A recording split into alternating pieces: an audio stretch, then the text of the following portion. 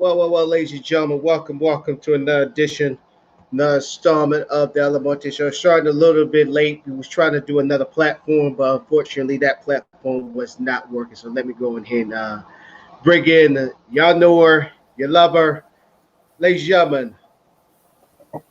Anita Joke, aka Cheech, welcome to the show.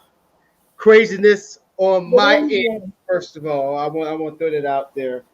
But I talk about that more offline. So, Teach, how was your Monday? I believe she froze. Oh, also, Uh, Signify my tears. And I oh, was okay. praying. That's good. All right. Hopefully, Beast will be joining us They say you soon. have to laugh to Like I keep said, from smiling. true, true that. But yeah, um, Smile to keep from let's laughing, go. crying. Yeah. Oh, okay. Got you, Teach. Uh, so we just gonna jump on in. I'm gonna lead off with the opening statements.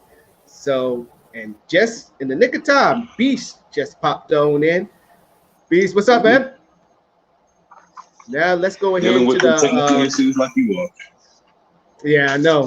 So let's go ahead to jump into the opening statements. Our lead.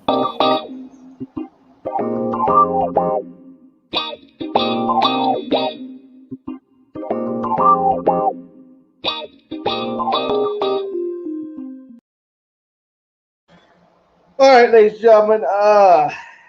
Let's go ahead and put all the craziness with the star of the show on the back burner. Let's go ahead and get into my opening statement. So my opening statement is about um, Malcolm X. I'm not going to try to make this a whole big thing, so I'm just going to put it in this package. For everybody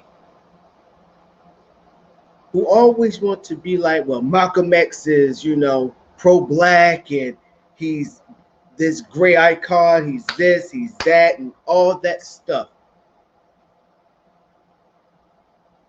You should go all the way. You probably say, what are you saying, boys? A lot of y'all like to talk about Malcolm X when he was in the Nation of Islam. The one that didn't took no crap from white supremacy and went on shows, went on marches, and did speeches where he just let him have it. But nobody talks about the Malcolm X when he left. Well, I won't say left. He got kicked out the Nation of Islam. Why is that? You can't have. I'm not. I'm gonna try to restrain myself from cussing, so I'm gonna let this one slide. You can't half-ass things. You just can't sit there and say, "Well, I accepted this person right at this point," but then don't take the rest. It's like me ordering a double cheeseburger from McDonald's, but I'm sitting there taking two or three bites, and I'm like, you can have the rest. And on top of that, can I have my money back? Number one, they ain't gonna accept the burger back, and number two, you definitely not gonna get your money back. I think money back is kind of exaggerated, but it's like how people love to use Dr. King. People want to use Dr. King, the peaceful protester. The I Have a Dream speech, the most famous one. Definitely from people on the right who love using his quotes, trying to bring unity and saying if Dr. King was alive, he wouldn't be liking Black Lives Matter. But nobody's not going to talk about when he was in prison. And he wrote a book about how he was criticizing Republicans and moderate Republicans, well, moderates in general, on look, this is what happened. This is what's happening in the South. This is what's happened to blacks. And y'all are ignoring it. Y'all not saying nothing. Or that speech he gave in Memphis before his death. After he made that I Had a Dream speech, where he realized he said himself in the interview that he felt, paraphrasing, that he marched his people in a burning house. So when we say these things about, want to represent everything that you embody with people like King and Malcolm X. You got to go all the way, baby. You got to go all the way. Now, I could go into deeper depths of Malcolm X and the Nation of Islam, but I'm not going to do that. All I'm saying is to all y'all pro-black brothers and sisters, and mainly the black media that always like to portray Malcolm X when he was with the Nation of Islam. Where are y'all talking about when he got kicked out? Because all the philosophies that he had did change when he left. Why are y'all not praising him or talking about all the good he still was doing or was trying to do when he left, other than y'all saying that the FBI was harassing them and planning his execution? But before I end my opening statement, I'm going to end on this. There was a panelist on this show who said something that stuck with me. He said that the FBI would stop any group or any movement that speaks about pro-blackness, and that they will stop them back in the day. And the reason why that stuck with me, because it's not true. And the reason why I say that, for all the pro-black groups, like the Black Panther, which is no longer here. I'm not saying that they're no longer here. They got chapters here and there, but they don't have the prominence as they did back in the 70s, 60s and 70s.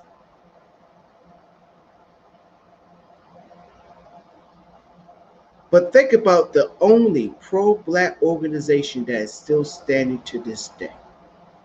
And for anybody that says that the FBI always go after groups that are pro-black and they destroy them, tell me, what is the only group right now that speaks about pro-black, talk about pro-black issues, that is still standing today? When you got that answer, we can talk. With that, I yield the floor. For my opening statement, I want to speak about something amongst the youth community and the music industry. There was a young man, age of 21, that was gunned down in a hail of bullets in his driver's seat at a light while on a live conversation with his homeboy. Now, the cause of that, as terrible as it sounds, the cause of this young man's death was all brought upon himself. Maybe I'm just, old heart and old soul, but I do remember a time when adults would make the statement of never speak ill of the dead. Then I got older, and there was, as a man, there's certain lines you don't cross, certain things you just don't speak on. And this is a combination of both. You had this young man that wanted to get notoriety and attention, so he joined the gang. But that attention from the gang wasn't good enough, so he had to make it global. He wanted everyone to know him for this gang life, that he bought that life.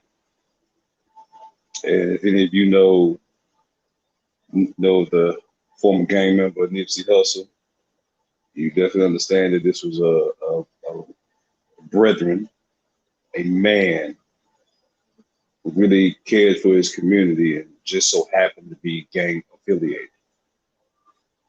But that man had gained a lot of respect and reverence from both enemies and friends alike, just because of the type of man he was. So when this little young boy decides that he's going to vandalize public property defame a public piece of art and desecrate the image of a beloved individual and make it public and then become braggadocious about it. Throw up your little arthritic gang signs and whatnot. Tell, yeah, I did that. Ha ha ha. Yeah. I say all that to say that your last moments on this life were witnessed by millions of people. Millions of people watched you get shot and have your, for lack of a better term, drown in your own blood because you couldn't speak because your lungs were filling up with fluid. You could just whimper out and help me and pray to God that they were able to conceivably hear your location. But that was it. Now you know. Now you infamous. You'll always be remembered as the nigga that got shot up on the IG Live for disrespecting a real nigga. Excuse my verbiage. So this is what happens when you speak ill of the dead and then speak on things that even the most dirtiest and deviant of evil man would not do. There's just certain lines you don't cross. Not because of the supposed consequences, but just the caliber of character. So this little boy got his wish. And I hope everyone listening keeps an eye on the youngins. And if you young and have that type of energy in you right now, please be mindful. Everybody can be famous for something, but do you want to be known for something worthy or something worthless? Because you made your life worthless by conducting yourself in that manner. And your exit out of this world was worthless. So please be mindful of what you say nowadays. Just because it's on social media don't mean somebody can't come touch you. Okay? We're all adults now. Let's conduct ourselves as such. A lot of these folk out here ain't playing no games. They'll put your ass in the dirt real quick, going about their business, as we saw from that video. With that, I yield the floor, and let's hope we can have a lighter conversation. Good evening, everyone. Good evening. My opening statement deals with how do you deal with stress? You know, they say upside down is a smile. So I've had a very stressful day, actually a stressful week, and it's tried to get to me. So I'm pushing through the stress. I'm showing up for myself. I'm showing up for those that depend on me. Because stress is just like a windstorm, a rainstorm, a snowstorm. It will come and it will go. And you know, once it leaves, you have to clean up the debris, which means you get a chance to reset your life and start afresh. So this is the point that I'm at, restarting afresh. I got just one blow after the other, distressing news. But as I was embarking upon a new journey, I said, okay, let's wait. So sometimes the way you perceive a thing can determine how you master that challenge. So as you look at me right now, I am stressed out, but I'm refusing to allow it to color my day. I'm refusing to allow it to take away my smile. I'm refusing to allow it to take away the sunshine that's in my heart, mind, body, and soul. Because it's just a thing to be managed. This stress that's been dealt to me is just simply something to be managed. It is a mountain to climb, and I am victorious. I am victorious, and I declare victory over this situation. And in one situation, it's just like glad you fell apart because now I don't have to worry about you anymore. I don't have to think about you. I don't have to put any energy into a situation that maybe I prolong by not letting go sooner. So, stress can make your hair fall out. It can make you gain weight. It can make you look ugly. It can do a whole lot of things. It can cause sickness and disease. So again, it comes down to how manage you, or will you conquer and manage it and see what good you can pull out of it so you can take the good part of it, the knowledge, the wisdom, and understanding into the next part of your journey. And with that, ladies and gentlemen, manage your stress.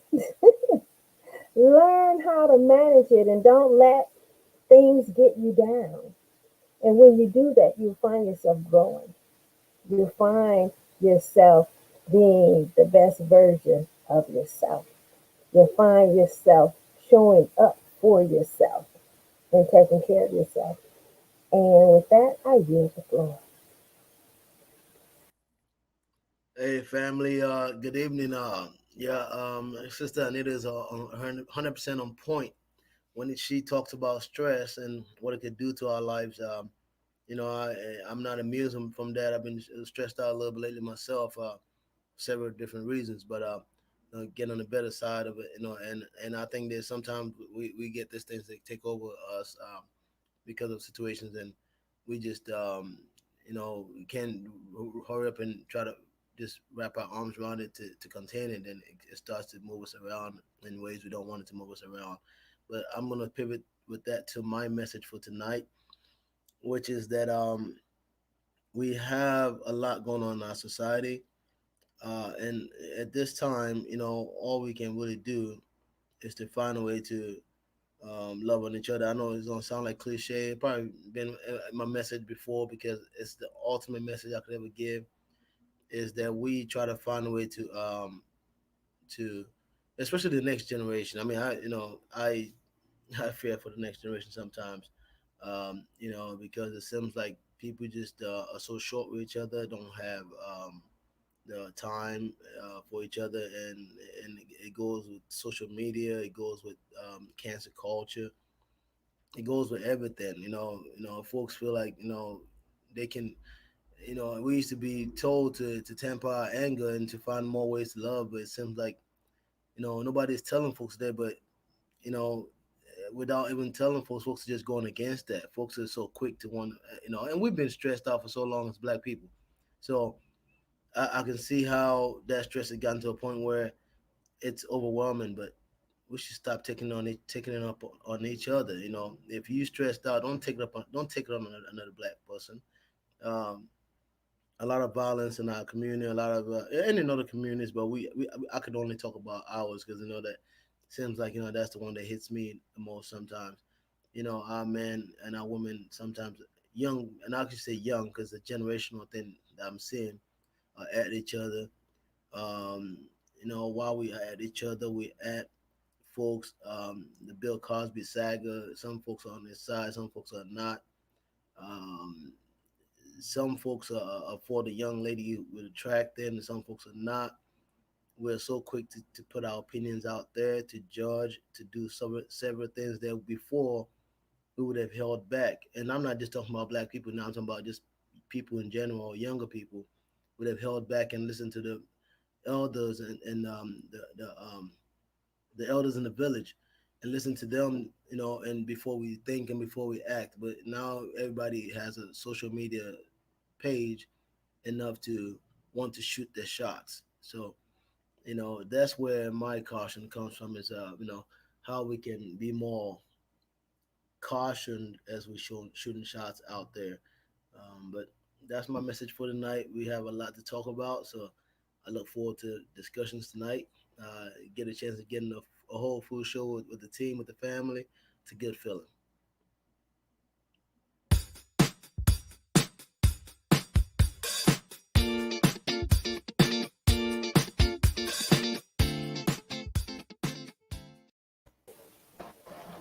All right, let's get into it. First of all, happy Monday to everybody once again. Um, we got Peace Johnson and we got Mayo in the house. So, cannot wait to go and jump into this. So, we got the first reply right here. So everyone is just so emotional nowadays. As a man, I just can't respect it. I can kind of see that, but everything runs on emotion too as well. So let's not always say everything's emotional, because when you're passionate, guess what's fueling the passion? Emotion. When you're stressed, what Tish was just talking about, it's run by what? Emotion. There's no such thing as no emotional person. I'm gonna kick that in the butt real quick. So when I hear people, it's a good thing. I'm glad you put the comment there, because I pride myself. I pride myself as an emotional man, and I think there's nothing wrong with it. And same here. So I'm gonna nip that in the butt, and then we're gonna really get into what we want to talk about. So as of late, I've been hearing a lot, mainly from us black men. We talk about stop being so emotional, stop being so emotional. But at the same time, you need to look yourself in the mirror and realize that you're being emotional by being emotional about other people doing the same thing you're doing. It's no difference in me cheering on my Dallas Cowboys to win to a person marching in the streets saying that I'm sick and tired of the police beating my ass. So, or seeing Lil Nas X doing his thing and you saying that, man, back in my day, we didn't grow up like that. So let's throw that being too emotional out the way, because everything is fueled. I don't want to be too harsh and saying thrown out the way. I think that for the viewer who's putting that out there, I don't know exactly where they're coming from. Which I respect that comment. I do respect comment too, because sometimes some people can be overly emotional. Life is about balance. So but for to not have any emotion at all is dangerous. That's why some of our kids are killing each other, because they've checked out on emotions. That's why our divorce rate is so high. Some women feel like, and men feel like they don't have to having more patience for each other. Like I have a little short emotion and I'm done. Because I can right. do up myself. So I can block my emotions. I've run into so many young people today. I was just told about a young couple of friends of myself and the young lady I was seeing. And they were to. So do you feel like little boys should like?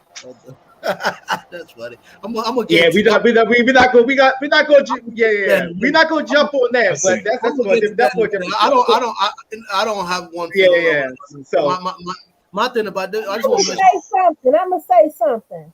Yes, little boys should have little boys and little girls. Now, what do you really mean? What do you really mean? I want to talk about the emotion. That was part of my. If you don't say something, if you didn't say anything in your statement, you thought you were being slick. Because they were trolling. I was trying to give them the benefit of the doubt after the first statement. Like maybe they was just going, but that's it. Now you being a troll. Well, I don't never just feel bad about people who troll. For whatever reason why they're doing it, as long as they're not coming at us at some point, then I'm fine. If they still want this discussion, then they throwing stuff off the wall. You never know. That might be the state of mind they're in. I don't want to assume that they're trolling. He said it.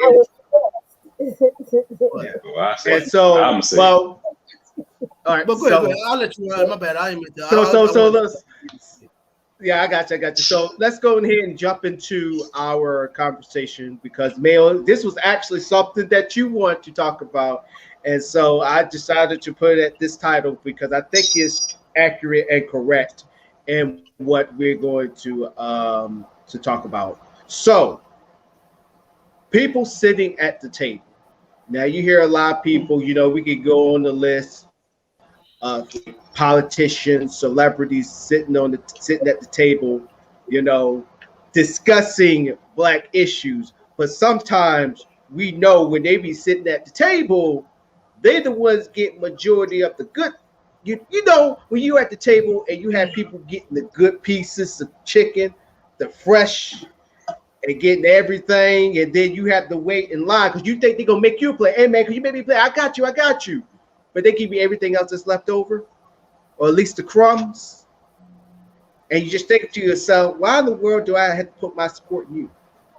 And that's when I say lots of people should not be sitting at the table just because they look like us. So just to dive into this topic, what do you if you are the one representing us as a whole,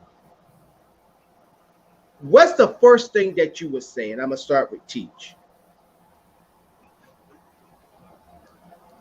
Sorry, I put you on the spot, Teach, like that. If I was sitting at what table are you talking about?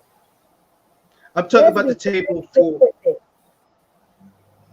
I'm talking about us telling. I won't say telling the world, but telling this government sitting in front of Congress. Congress is like, okay, black people, we're not only just listening, we're going to put this in legislation. Tell us what we need to fix. What policies do we need to put in? What law do we need to put in? Well, we don't have to run into issues of police brutality, the wage gap, all these issues. Okay, first and foremost, it's a twofold. It's a twofold message. One, if I was at the table, my urging would be that we as Americans, no matter your nationality, no matter how you were trained to be racist, biased, or so forth and so on, that you begin to practice diversity. That Sure. you begin to practice diversity and live up to the ideals that were set forth in our Constitution.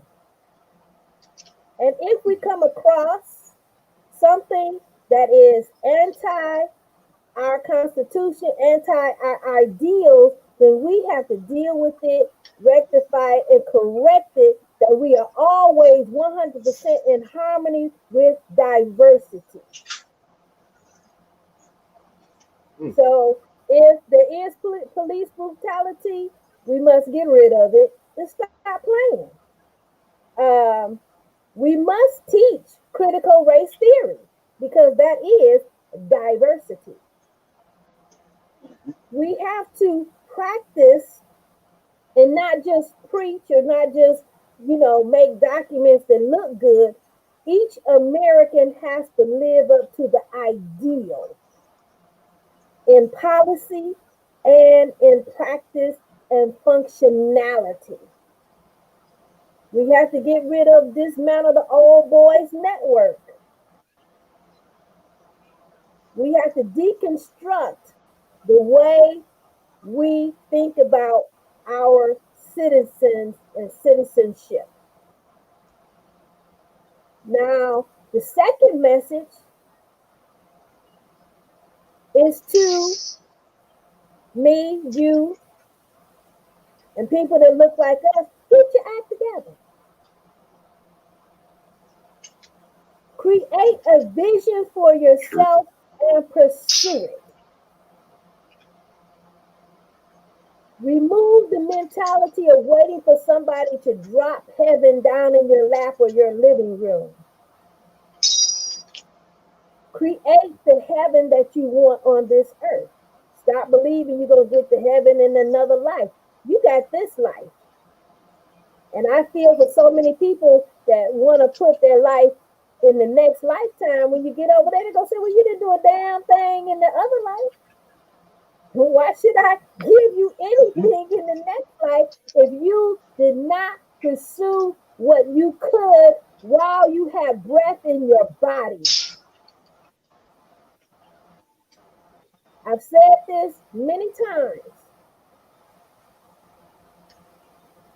As a black woman in this nation, I can and will do anything that I so desire. I have and I will continue. I don't see that the government should wake me up every morning and make me think about what I should do for my day. I cannot wait for them to design me. I, Anita, flow in self identity, self determination, and self love. So I create my own heaven. And if there's a door that's closed, we know how to bust it down and talk and get some changes.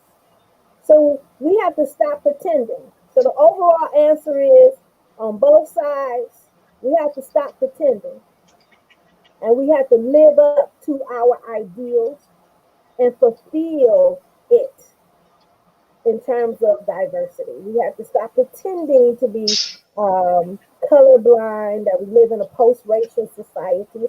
All those are pretenses to continue the same systematic practices since before this country began. So let's be diverse. Let's utilize diversity. Let us really practice putting the best person instead of your cousin, instead of your brother, instead of your mother or son-in-law, father-in-law into a position in which they have no skill for and won't even try to do the position right. So let's just simply practice diversity and let the best man win. I'm gonna go ahead. I'm gonna swing this to Mayo. Mayo, you were sitting at the table. What would you say? What's the issues that you would bring up? Well, quite frankly, it's funny you said that because I've sat at a table many times and continue to sit at a table at this point in my life on different levels. But in this point, I guess, I mean, I look at the Democratic Party as part of the Franklin County Democratic Party, which is my county here, Ward 17. I represent Ward 17 for the party. And even within that, I feel oppressed within the party sometimes. And I'm not to pick on the party, but just in general. I mean, of course, we talk about Republicans and all that kind of stuff. And so when we and within some of that oppressed, I feel like it's some of the establishment of our party, which are some of them are black people, some of them are white. So that's why when I talk about politics, I try to um, remove the race factor out of it just for 1 minute, in the sense of the characters that you see. The characters that it affects often is us, so that you cannot remove the race factor totally. But when you talk about the characters, the moving the chains, like we in the football game, the guys who are refereeing are mostly half of us and half of other people because they work deals out.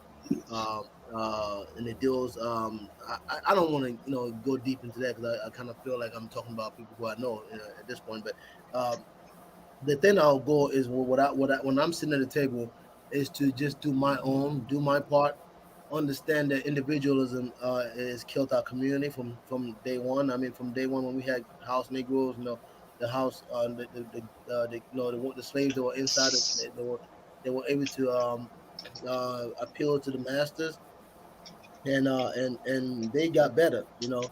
Sometimes some of them will bring good for some of the Negroes in the field, and I use Negro because I'm trying to get an effect out of it, not in any kind of way of disrespect, um, but yeah, they will bring some stuff to the ones in the field. I will hope that most of the Negroes that we have there today are thinking that they bring something to the folks in the field, like the spook who sat behind the door. But I think that reality shows us that it's otherwise. Most of them, I don't see many Cynthia McKinley, quite frankly, out in Congress today. I don't see many Cynthia McKinney, quite frankly, in a lot of state legislatures today. Or not that I'm in every state in America, or but I just you can spot somebody if they have that spirit of being black or not being afraid to be black, and being able to speak about issues that affect our community without being afraid, and not worried about how it's going to affect their longevity, in office or not. So I think that that's what we ought to be looking for. Most of the time, we don't know the difference enough for us to be looking for them, or so in the sense of our community, who's voting these people in or not. So I would be a Cynthia McKinney, who the party called her crazy.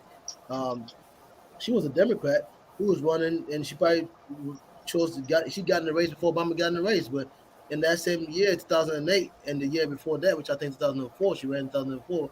But they definitely did not pick her, and they did not even advertise her enough for people to know that there was a black woman on the ballot that year. So then I think she later ran as an independent in the general election or something along those lines. But she's always been a Democrat, but one that had been shoved aside as a crazy black woman, or because she's speaking too harshly about our suffrage.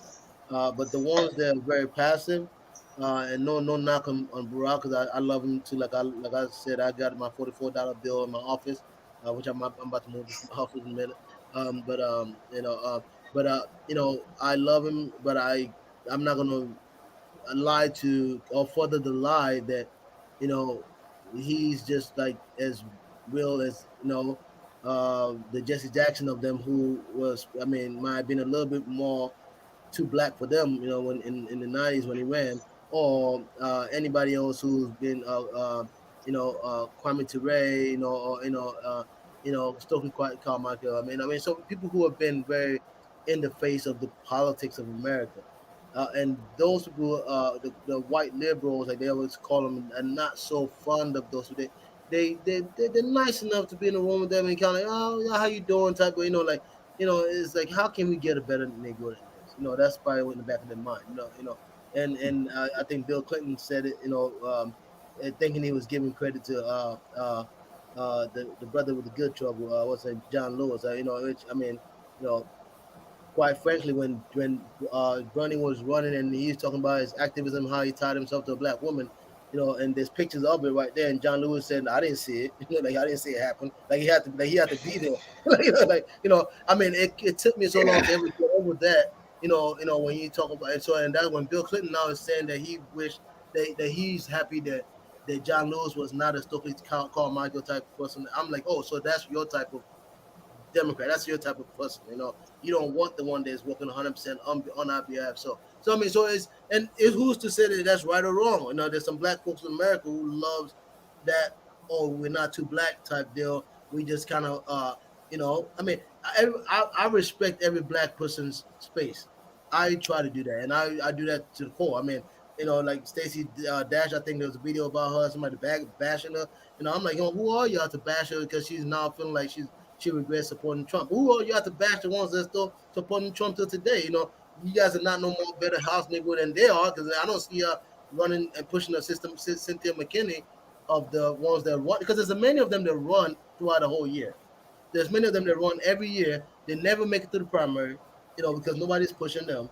So, if you're not out there pushing an activist who's running for office and getting them in office, or you're not the activist that's running for office, you don't have no right to call anybody a house nigga, because you're either a house nigga on the Republican side, which is like a very hateful side, or you're a house nigga on the Democratic side, which is a more of a systemic racism where give them a little bit enough for them to survive, but we're still in control of what they want. Like, I mean, and I hate to say that about my party, because again, I'm elected in the party. I'm about to wrap up. I'm elected in the party, and I know that I'm kind of crossing lines here, but I'm speaking the truth. I don't know how to lie when I'm afforded opportunity to talk, and I feel like I need to speak.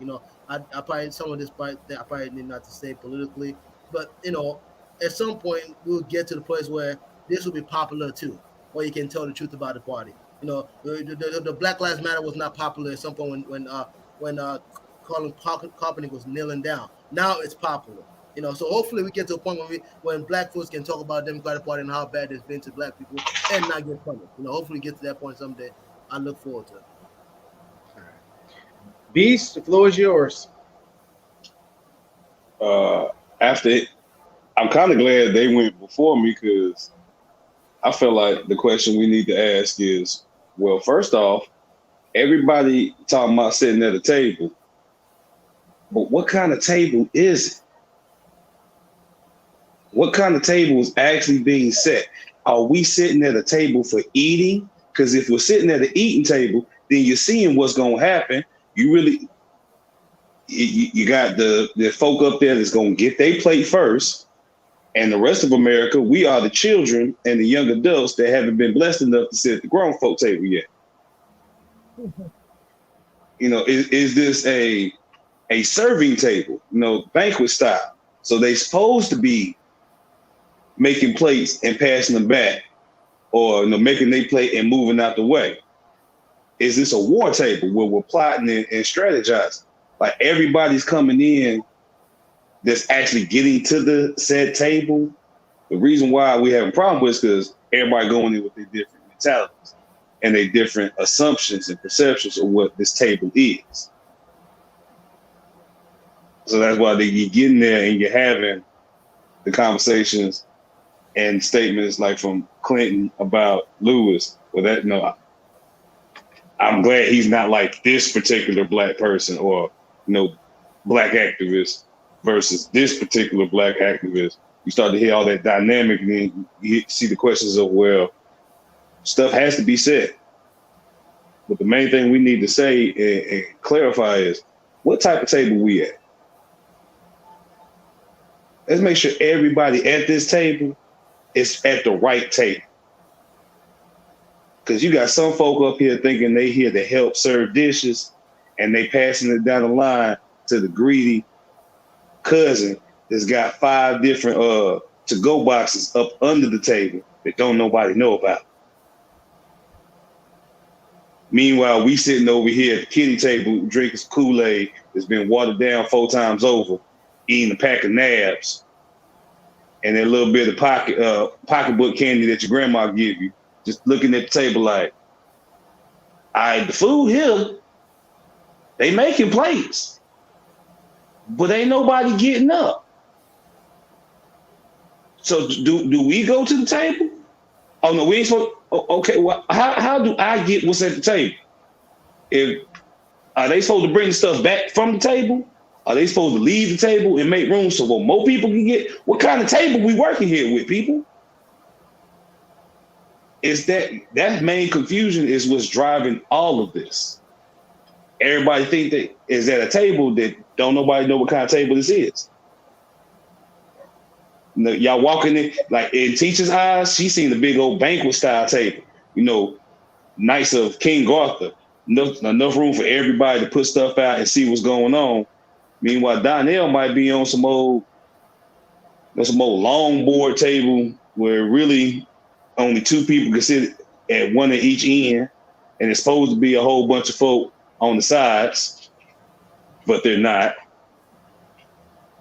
We just don't know the specifics of what we're supposed to be doing. And like teachers always say, everybody is so here and there and scatterbrained. They don't have a true understanding and a true directive to move forward. They're so focused about getting at a table, they don't know what type of table it is, let alone what they need to bring to the table or need to take away from the table. They just worried about the table. And when they get to the table, then they realize ain't no room at the table, or the table ain't as big as you originally thought it was. Or it's not even a table at all. It's a coffee table.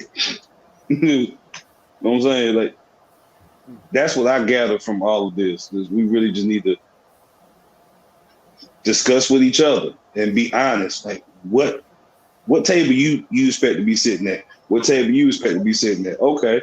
Because from the sound of it, it sounds like we got 5 different tables that need to be out, but there's only one available.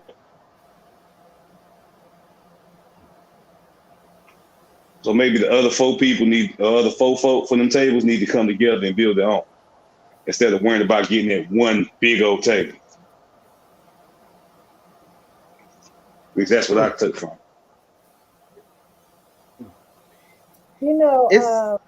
I want to draw your attention back to a movie that by Zora Neale Hurston, Their Eyes Were Watching God. Has anybody seen that movie? or read the book? What's the I've name of seen it? the movie. It's been a while. Okay. Well, the basic thrust was African Americans moving into a territory. They set up a little village that became a city, and there was a man named Joe Starks. He had ambition. He had heard about this little land that blacks were moving into, and it was his desire to be the mayor of this little town down in Eatonville, Florida. And when he got down there, there were some black people. They were, building houses and everything, but nobody had the aspirational goals to actually organize the town. And that's what he did. He came down and he organized the people. He organized the town and put it on the map. And the story of Edenville, Florida, is very similar to Rosewood. You know what happened. So my point is, um, not everyone is a leader, but in order to be a leader, you have to have a vision. That man, they they were. This was right after the Reconstruction period, and they had an opportunity to build a black city. And there was one person that said, okay, well, I'm going to be the mayor. I'm going to be the go to person in organizing this little city and town. And that's exactly what he did. And the people gravitated to them because all they knew is they wanted freedom. They had a little bit of money and they could buy so much land and build them a little house. That's all they wanted was to build a house. But he wanted to organize.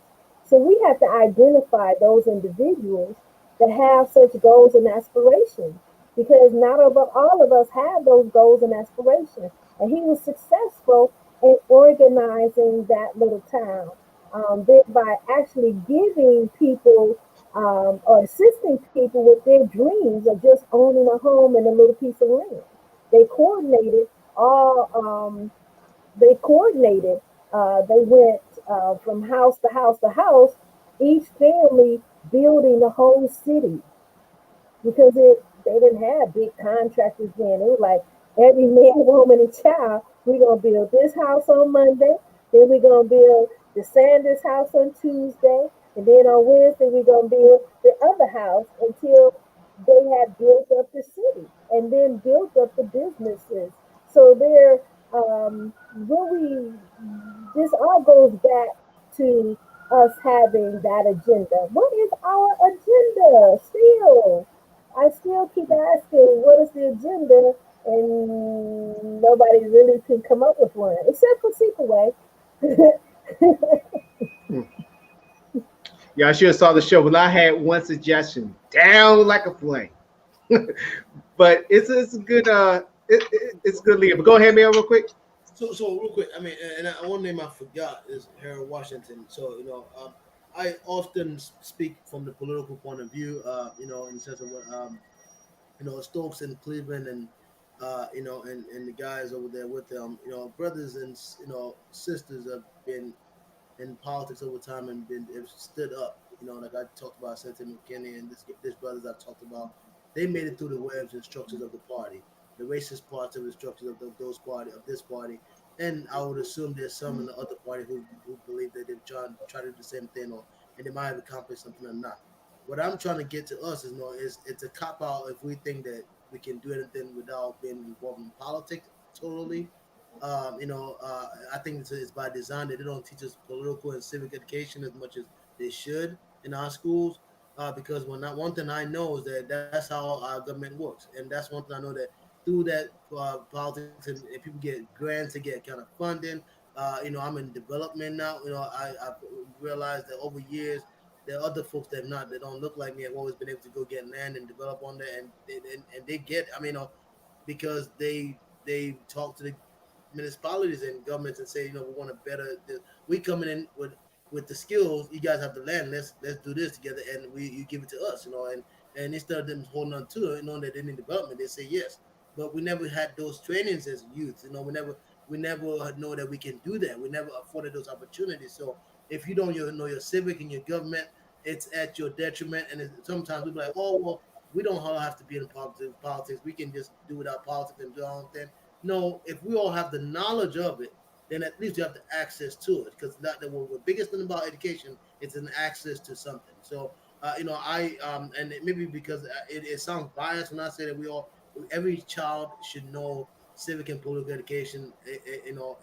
We should inculcate all our schools with it, and our churches and all that stuff, so that nobody can fly stuff over our head. In the '60s, who were passionately involved. That's how we got Civil Rights Act. That's how Dr. King and Malcolm X and all them, they fought for the Civil Rights Act, and we were more involved. That's what Medgar Evers is mostly known for through the NAACP. But today, what do we do? It's a lot of talk that we do today. We talk a lot of stuff. We throw shade out here. Whatever CNN asks us to go to, that's what we go to. CNN has become our daddy, and Democratic Party has become our mommy, So it's like they just put us back and forth to each other, and we get mad at Uncle Redneck called the Republican Party, like we forget like that they're all kind of like playing us, and in somewhere along the way we need to stand up and be like, okay, we have a black voice, and Upper has own, they're not black. There's a new network, Black News Network or something like that. I mean, but can I really take them serious? Know that they're not gonna be biting off whatever the Democratic Party is throwing out to them. So that's where when Sister Anita asked what is our narrative, I want to find out what our narrative is too. I hope when Tyrus was doing that thing when State of the Black Union, that's the closest I ever saw to black leaders coming together and being able to form a narrative. Unfortunately, they didn't form one. There's a list enough that they can take somewhere, but they were talking about it. They were talking about this is things we want to do, this things we should do. We just never wrote them down and say we're going to take this every time. Next time I meet with a congressperson, we're going to stay on script. This is what we're going to ask for. They didn't do that part. So you're right. We're all leaders, but most of us don't know that. And if we work as leaders and we work in 10,000 directions, it's hard to get something done if we can't find a common cause to agree on, to at least maybe one out of that 10,000 that we can agree on and say this is one that we're going to all agree on and we're going to walk on, and opposed to us all like I'm a leader on my Twitter. I got 10,000 followers. I'm gonna lead myself to do this. That somebody else. So it's just we're all over the place, and that's what bothers me the most. And the last part of it is that we don't embrace each other enough because Black is global. We're all around the globe. And if we embrace each other enough, we can conquer everything else. But because we only look at our own individual problems and our silos, we get to be fighting the battle by ourselves. So that's what I'm gonna say last part. All right. There's no point for me to put my inputs up into it because all y'all perspectives are so spot on. It doesn't need anything else on it. If I put my input in, it's just doing too much, But it does lead in perfectly with the second part. Who sits at the table? No matter what type of table, it's a long table, small table, coffee table, or the big bitch table. Who should be the ones representing our values, telling the powers that be, this is what we want and we want it now? Who should the people be? And the most the people that apathetic. We need the people, for lack of a better colloquial term, we need people that don't give a F. You have completely unadulteratedly, unabashedly unbiased. Like no matter what happens, no matter what decision is made, they don't make a personal gain or deficit in it in either way. Because that's what the issue we find where people put themselves in the position to get at that table for their own personal gains. And the goal is to try to get your personal gains met without people realizing what you're voting on or what you're speaking on, you're going to make a profit off of it because of how you got your money set up and who you linked up with when it comes to your money. That's why you see the issues with Trump was bringing up Biden and his son, and even with Trump, what Trump was doing.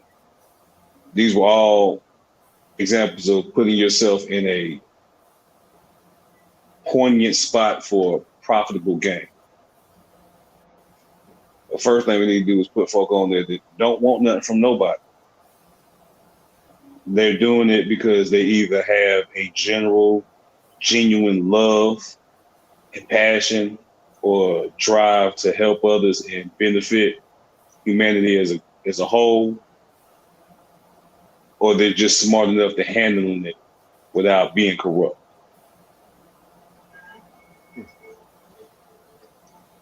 Floor is open. I think that a person that's willing to do the work, that's willing to put in the work. As you all may know, I have worked on the county level, I worked on the state level, and I worked on the international government level um, throughout my career. And I found that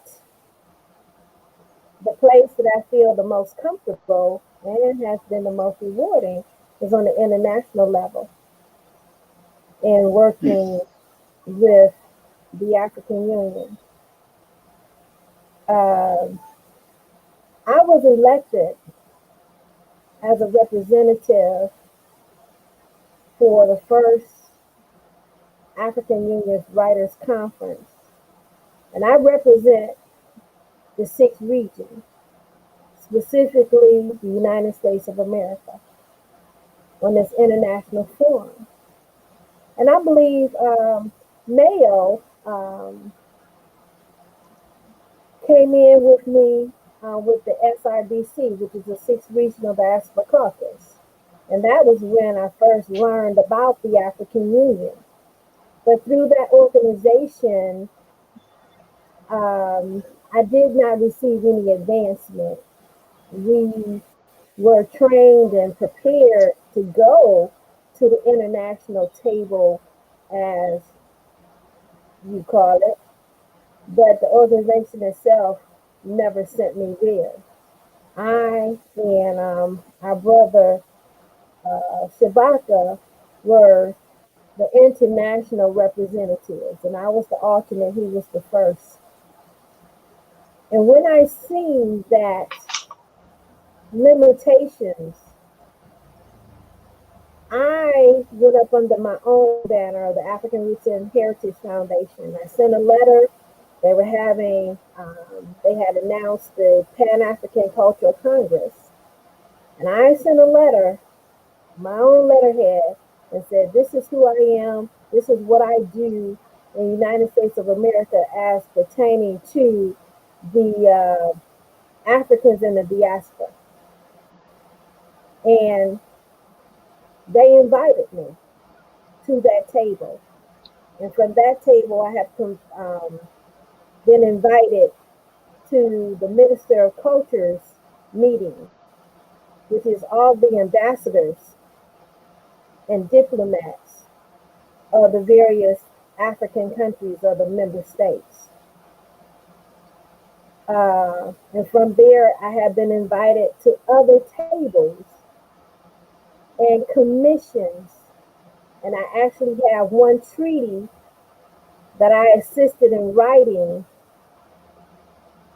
for the the AACC, the African Association of Cinematic Arts. So when you talk about who should be at the table, the person that has the most drive to be there. And I'll tell you, 2 times I was elected almost by default because there was no competition. Because I was present and had been present. And they had come to know me, they had come to know my works.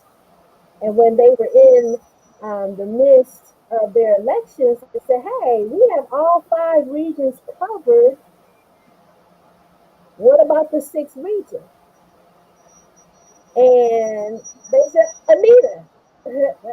I nominate Anita because she has been present at all of our meetings and all of our proceedings.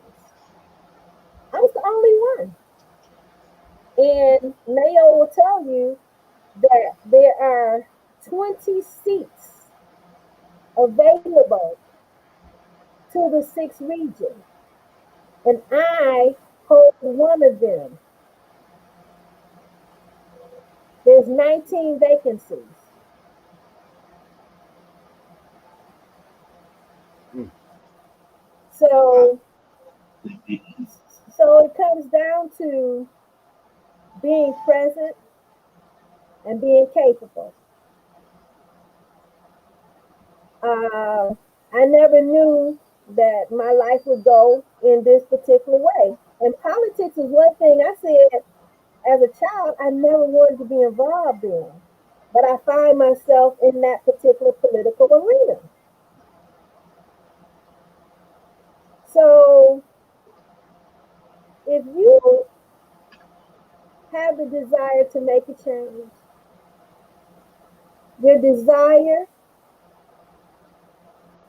is going to put you where you need to be. Just like I talked about Joe Stocks, he wanted to be a mayor, and he went down to the little city, and unopposed, he became mayor of the city and began to run things. So, for our people, I think for me, I'm forced to think outside of the box. I'm willing to go a different route. Like our brother Mayo, you ran for state representative, right?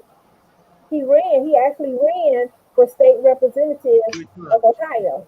Three times? Oh my Oh God. wow, three. He ran 3 times. He's when 2008, you say a 2016, and political brother, 2020. Same seat. yeah, Mm. he ran for state representative. Okay, so he's in those circles. He's trying to make his way in the circle, but I went a different route because well, that type of politics is not my ambition.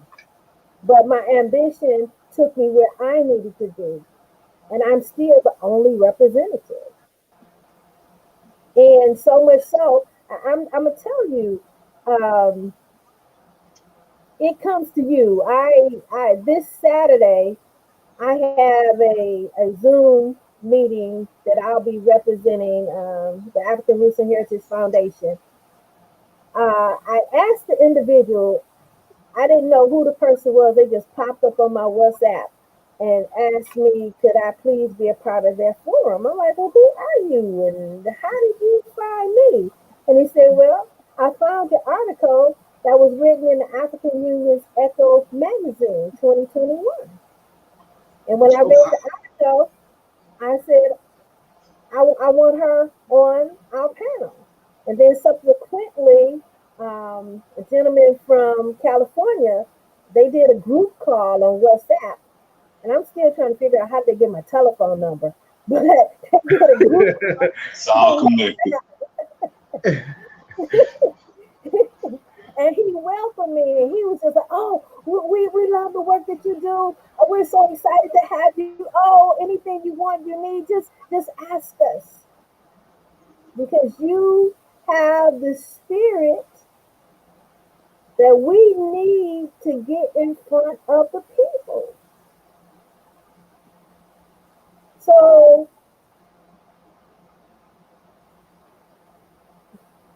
so in short, because I'm taking a long route, in short, you have to have people that's ready and that's dedicated to do it. But I'm gonna chime in real quick, and I'll add to what sister. I mean, first of all, it tells us now. 'Cause I remember, initially when she had got on, I was trying to get on then, but I was running a race, uh, for state representative back then, or something. It was something along those lines. Um, uh, my answer to the question was going to be that we should have the varieties of black voices, the varieties of black perspectives, and I understand and agree that folks who want to do it should be the ones to do it, but we should also recruit people, because some people don't know what they're getting into until they get into it, and they realize how valuable that the service is to our community, just like the U.S. Military recruits people to the military, and sometimes forces people to do by draft. The idea of service, which you talking about sitting at the table, and Beast asked the best question, which is like, like which table? Are we talking about the physical army table, of fighting, or the intellectual of legislative and passing policy, uh, or the table of building the people who are building the nations, the Rockefellers and the Carnegies and all that. So there's many tables we're talking about, and but the ones that mold most of the things are the ones that pass policies, because you can't do most without policy. And for us to be so deficient in that level, we are so I mean, for the fact that I know that I heard, I don't know if I know, I know I've been talking about it, but I think I heard that this year or the first year or maybe last year, oh well, then last year was the first time they visited, or maybe last year, 2 years ago, the first time they visited Africa, but they've not visited the AU yet, and they plan to visit the AU. I'm talking about the Congressional Black Caucus.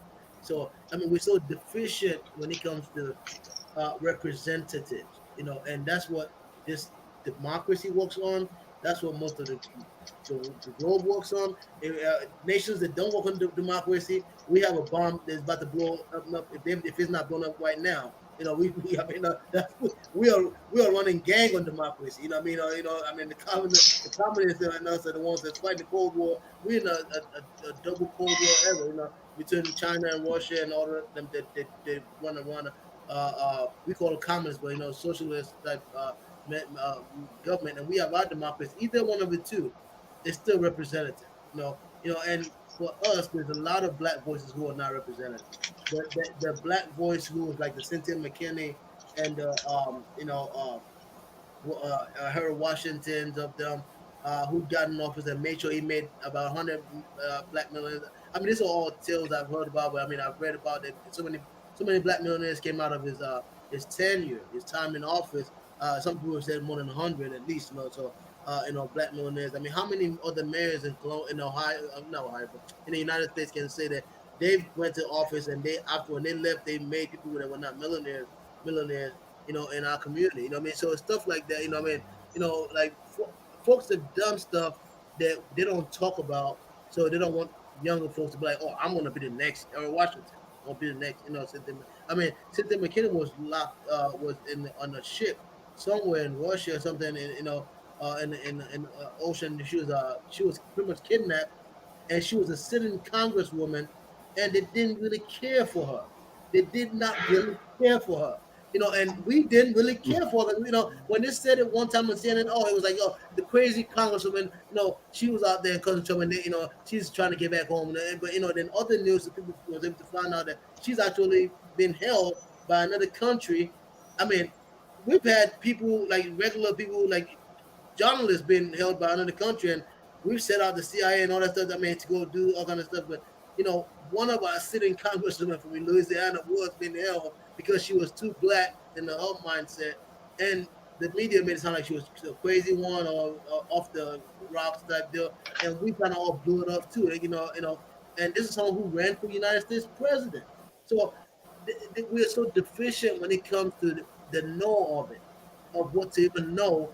Then you think about, we have a lot of cowards. I mean, we used to, hey, we being taken care of until somebody kill one of us. I mean, we get mad. Oh, let's get, and we get taken care of. I mean, I worked at the jail before. I hate to use the jail as an example, but folks in there were content with that. Some of them got out and was trying to find a way to get back in, because I got square meals a day. I got my, I got my boys. I already know my Three life. huts in the cut.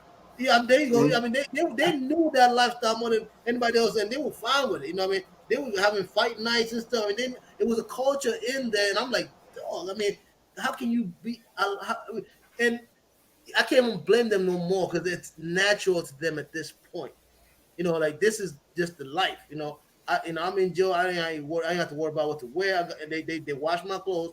They dry them, iron them, fold them up, hand them to me. You know, I run my tank. When I get my food. My 3 square meals a day. I get snacks and stuff. My family come. I come talk to them. Only thing they're not getting is a sexual or romantic love with their loved one. And those girls come out there.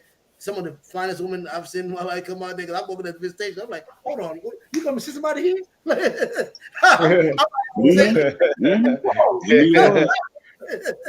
what I mean? And they out there, they be showing their stuff to the little glass mirror. I mean, I've seen so much. I mean, that's the conditions they've programmed us into. A lot of us, and the other ones they've not programmed to that condition. they programmed us into, oh, you got something. Why worry about those other Negroes that don't know what they're doing? You can't save them all. You can only, they've programmed us into that individualism type. Like they ain't really that much. Now I'm going towards the black conservative. They ain't really no racism going on. This is just folks who are complaining. You know what I mean? Like, look at you, you made it up. You made it up to the top. I mean, they've programmed that. I mean, we call them coons and all that stuff. Well, if you want to call them coons, call the other ones who are like, oh, we can only do our best. We're Democrats. We try to do the best we can. Them are coons too. I mean, it's just different type of coons. So I mean, if you want to, I'm saying, if you want to be calling shots at Republicans and Democrats, but my point at the end of the day is there's different ones of us, and we've been socialized to think that this is cool unless something happens where somebody hits our family or it gets popular. America is about what's popular. And when we blown up countries, anybody saying nothing, I mean, like Hiroshima, Nagasaki, what those Asian folks, what that got to do with us? We're in America, you know what I mean? Like, what we got to worry about? When we talk about all these wars in Iraq, I mean, kids are being blown up. They show them people, man. I mean, all they gotta do is just stop fighting. We dominate them. And we love them. Olympics come. Oh, we are the number one. Let's dominate everybody. I mean, not that I don't want us to win every Olympics, but really, do I go Ghana? But I think get him a sound. Did that come out? Did that come out?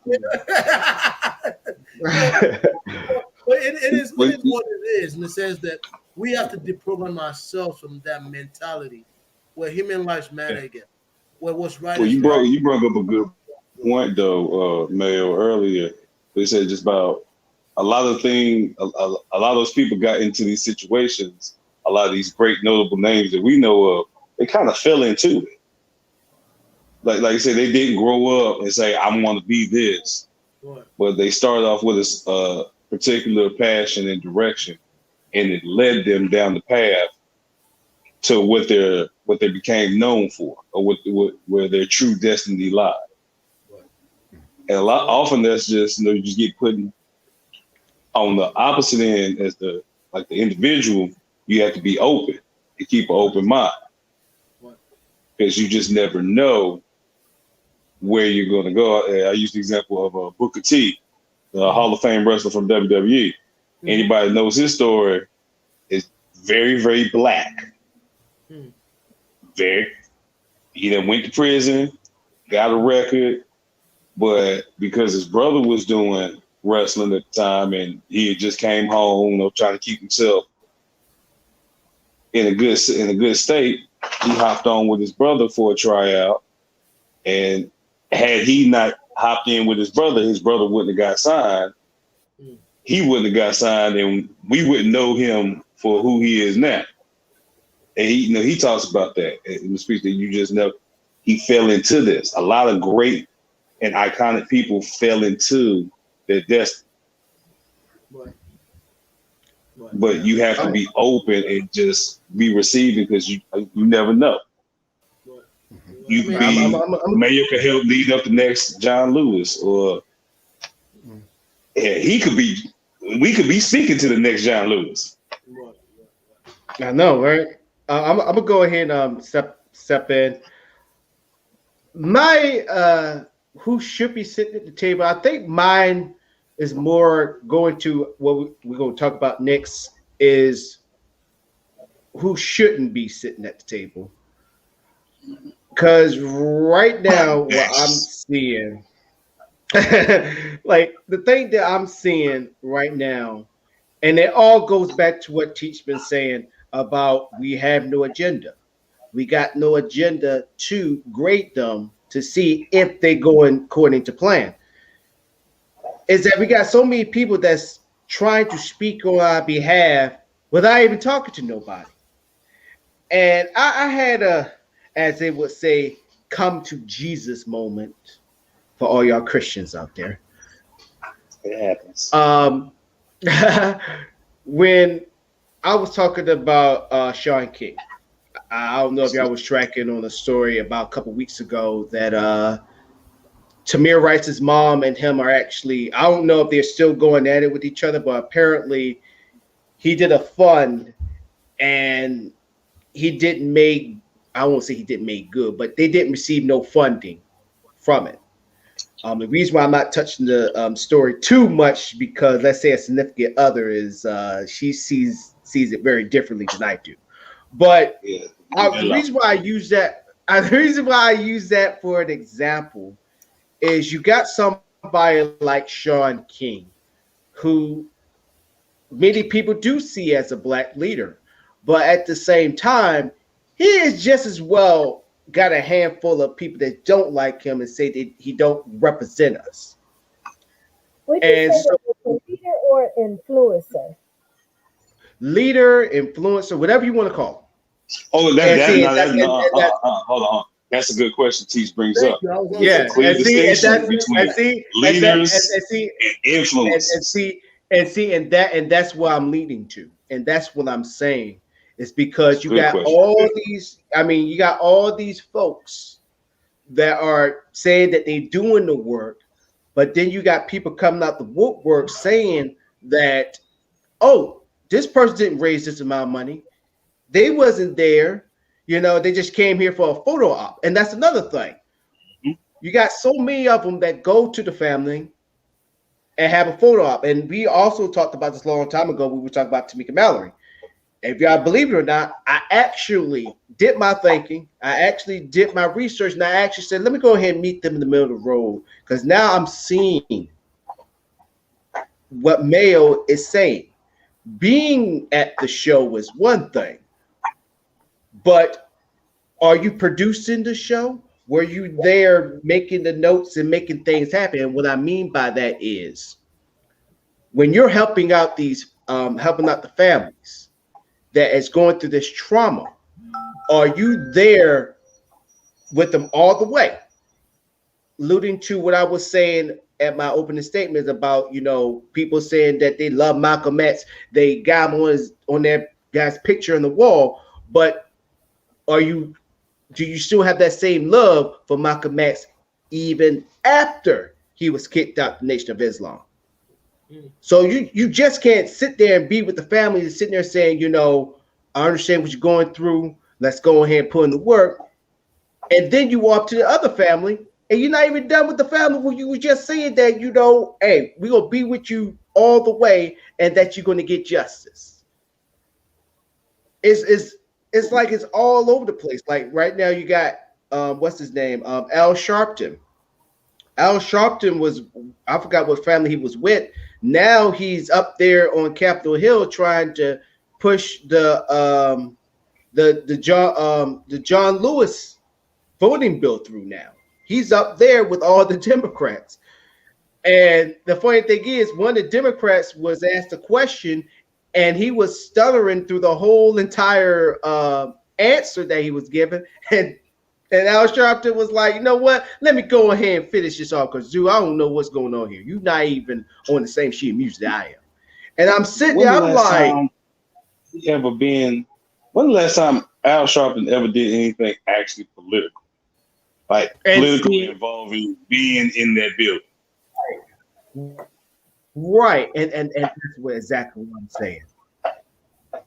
And for you to actually represent us, to actually go up, let's say we do have an agenda, for you to present this agenda and be like, this is what we want. We want nothing more, nothing less. This is all that we want. But if you only just gonna do half of the list of the agenda that we have presented to you to put forth, there's an issue. Or you just using this for your benefit, for you to hustle the system, for you to get ahead, so you can have the perks of going to the White House anytime you want to.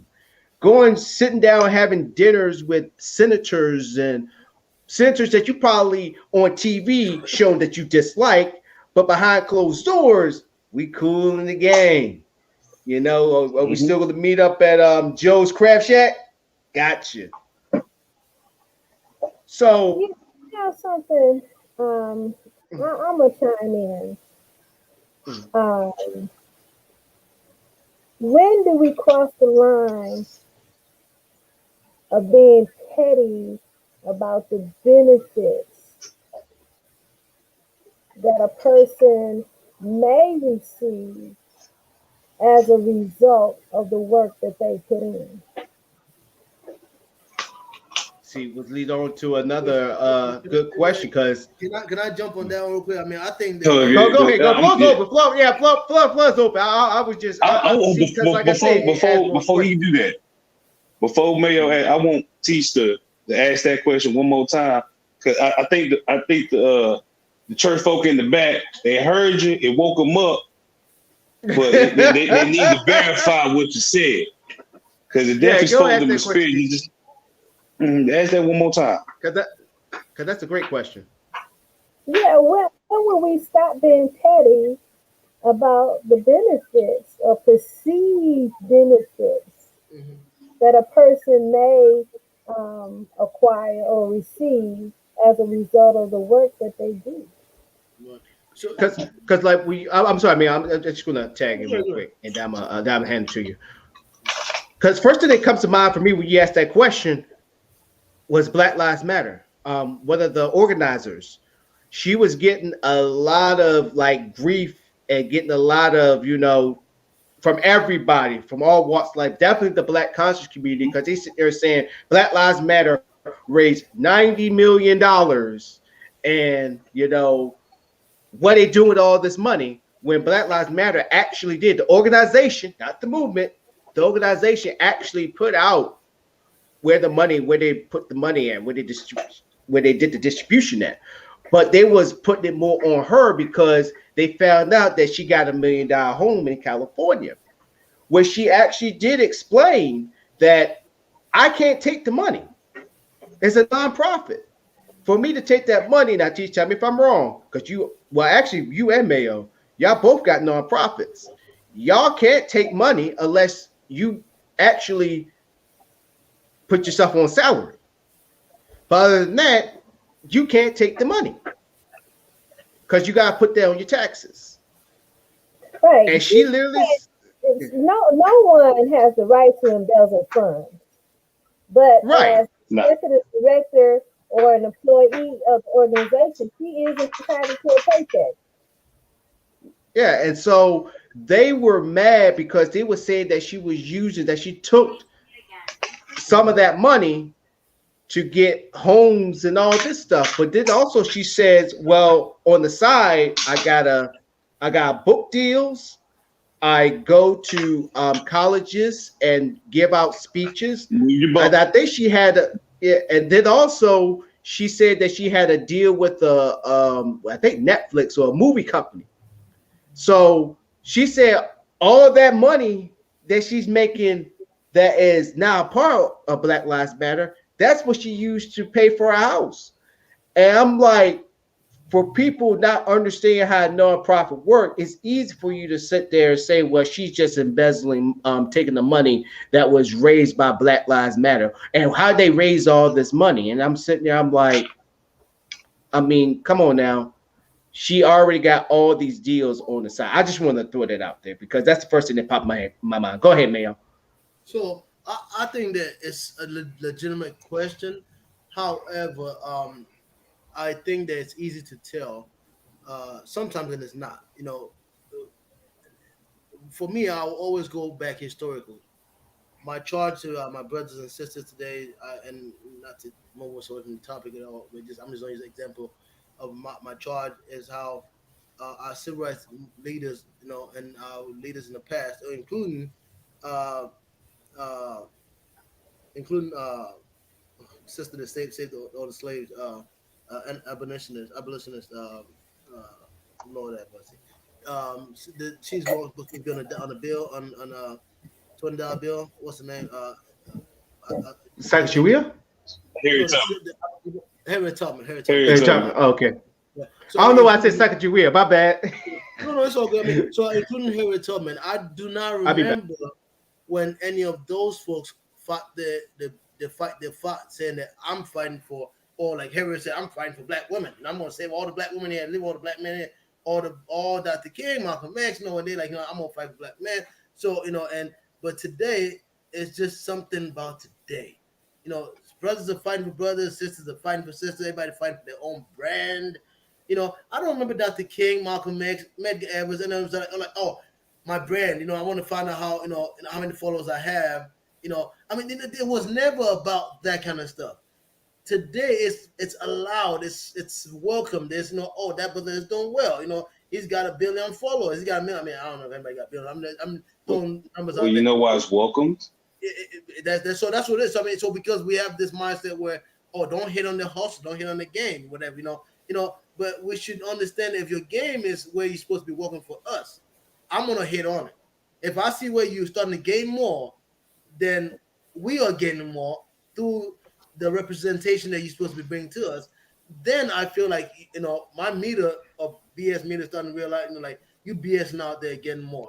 So it's not like I don't expect somebody like Dr. King went to the White House, met with President Johnson, been to the mountaintop, he met, it ain't like he went to the White House, Dr. King, he'll sell out, he got at the end of the day, I don't want what happened to him or X to happen to anybody that's truly fighting for us today, meaning that they died and the family had to struggle because we didn't have no pot that we're collecting for them to make sure that they have insurance for their life or whatever.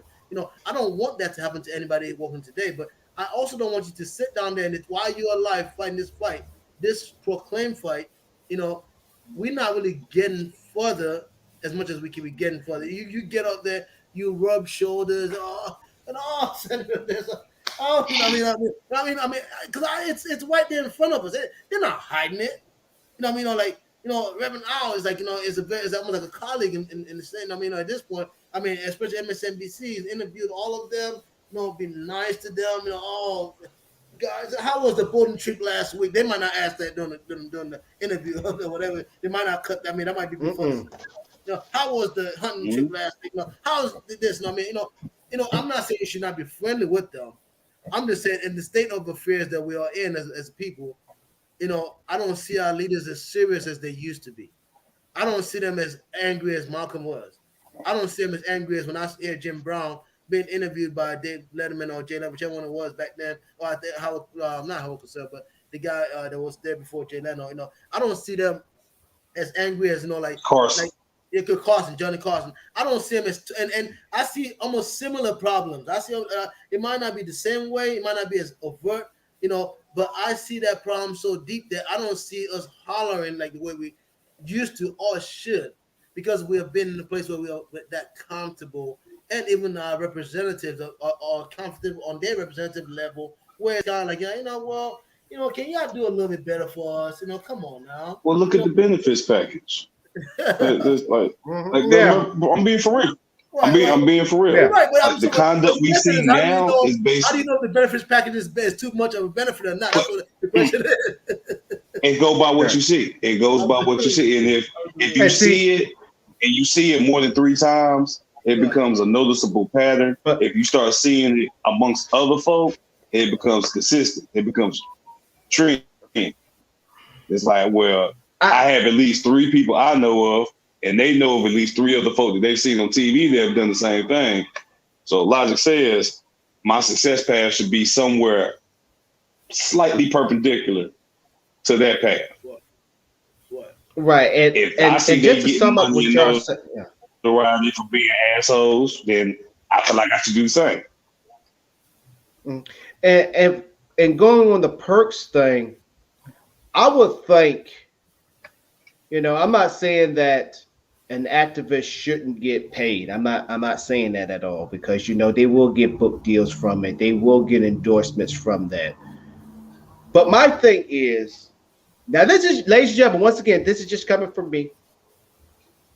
If I'm benefiting, let's say if I'm doing what I'm supposed to do as an activist, seeing families get justice and pushing legislation and trying to stop systemic racism, putting politicians' feet to the fire, and I start to get endorsements. Let's say Ford Motor Company, oh my gosh, Ford sponsors me, oh my gosh. Ford becomes a sponsor. To tell you the truth, I'm like this. If I'm getting this much exposure and getting this much endorsement from Ford, I'm telling Ford, I said, look, I want you to start putting your money where your mouth is and start putting money into these Black communities, not just the Black community that I'm working on, all Black communities. Shoot, donate a truck to a Black business that needs, trucks, company trucks, company cars. Is it really that easy to do that though? Would any of us be that? No. I'm saying just coming from me. I know what I'm saying. I'm saying if Ford do you sponsors know that you me, would be able to do that when you're at that position? Is what I'm saying. Just think about it. I mean, because ideally, I believe so. That's what we're supposed to do. I mean, because that video I sent you from the NFL, the guys in the NFL, we did having the same conversation. Yeah. Why didn't they speak up in time? And that's the same conversation they're saying. I mean, when you're there and you enjoying that, who's to tell you like, hey, buddy, get off that enjoyment? I mean, who's gonna tell you that? I feel what you're saying. But if you got like a, see me, I go back. I got that frame of mind that my mama always taught me. My mama always sit there and she's like, well, you get what's the saying goes, you get what you give. And for me, you don't want to forget where you come from. If I'm being successful, like with this podcast, let's say this podcast blow up and explode, but they see me as a face. I'm not gonna sit here to forget about y'all and sit there and say like, no, I said Teach was there. She was there from the start. Beast was there from the start. Mayo came in the halfway point, but guess what? He did his thing. Seepaway was there. Professor O was there. Alan Bragg, he was there at the Jump Street. So if we're gonna say this, let's say this right. I understand people won't believe like money is the root to all evil, but guess what? Money is up there more number two and number one, the top two for the most important things you need in your life. And so for people that go up there and they get that opportunity, they get those type of endorsements, it's unfortunate that they changed. But then also you got to think to yourself, like, what made you change, brother or sister? Like, it's not a immediate change. It happens slowly. I mean, you got to think about, it's just an ego thing. It's a natural, like the way our ego works is the way our, greed, it's all this that it sit in. You start to today, you come in, people start to call you this and that. You get a deal tomorrow from some Nike or something because and then you're an activist, and you're not turning no deal down, especially if it's like Black Lives Matter deal. Like let's just say, as much as I do on here right now, somebody call me tomorrow from Nike or Mayo, like we want you to talk about how sellout folks might be in the Democratic Party, and Nike wants to talk about how this sellouts and everywhere of our, I'm like, oh, that's what I've been saying. Oh, why not? No, then the next thing I know, somebody else say, you got to temper that message a little bit. And mind you, I've been paid already, and the payment, at this point, I'm living on a whole different level than I was living before. I'm being featured on different TV stations and all that kind of stuff. Fox want me, MSNBC, CNN want me, and all that stuff. And I'm realizing that the more I say some kind of things, I get more features. The less I say. Naturally, sometimes unless you're watching yourself or have a team that's there to watch you, say that guys, make sure that we never leave our message. Unless you actually tell your friends or family who are close to you that watch, because naturally, human beings, you want to do better. What feels good is what you're gonna do. People rubbing on you and making you feel like you're gonna do more of those things. You're in that circle, that bubble, and it's not something that happens in a day. It doesn't happen in a week. I'm talking about a matter of a year or two or three, and before you know, you on that place. Now, look at this guy. What's the name? The guy that everybody's calling, like they call him CNN. They talking bad about him because he cried about Trump, whatever. And I still like him. I think he's balanced. He's not too Democrat to Republican. The guy. You talking about Van Jones? Yeah, Van Jones. No, that's your boy, Van Jones. Yeah. He was literally voted out of office as a secretary. Obama put him as secretary of I think natural resource, whatever. It was something, the Green Initiative, something about and he was literally voted out by the Senate because they thought he was too activist mindset as a black man. Now CNN picked him up. He does all that work for so many years, and because he cried over some shit that happened to Trump, whatever. Oh, let's throw him out with a bag. I mean, it's just this who you turn to over time. It happens slowly. The question is, do you have people around you that you've told that, hey, watch me, because this is gonna take over me. Before it takes over me, be there with me. Pull my coattail. Don't let every friend that I've ever had that's tight to me when I'm running for office, I have that discussion with them. That what we setting up to do right now, if we ever get there and our message and our style is changing, it's y'all's fault. Because I might if I do get in there, I might be there every day, and I'm carried by the hallways of the State House, because I ran for the State House, right? I'm carried by the hallways of the State House, know what's going on, my colleagues and all that kind of stuff. You are there with me every day. If you don't pull my coattail and you ride with me in a way where we doing something and our community is not getting as much as we doing, I will blame you at the end of the day that you failed me. I mean, if you can't, I'm sorry. I want to add on to it. It's accountability. Yeah. Accountability. Right. And I want to kind of push back on that just a little bit, because you have people like Michael Jackson. I'm not considering Michael Jackson or Prince as activists, but you found out when they passed away that they donated money to different black causes, schools, and all that stuff, where I was surprised, like, oh snap, they was doing this on the low.